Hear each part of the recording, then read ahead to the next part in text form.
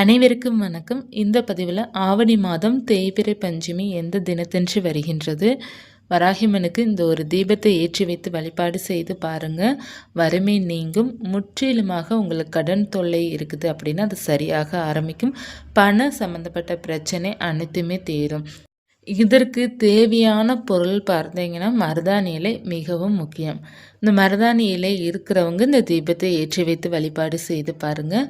ஒருவேளை மருதாணி இலை கிடைக்கல அப்படின்னா செம்பருத்தி இலை பயன்படுத்திக்கோங்க. அப்படி இல்லை அப்படின்னா மஞ்சள் தீபம் கூட நீங்கள் ஏற்றி வைத்து வழிபாடு செய்யலாம். வெள்ளை தீபம் ஏற்றலாம்.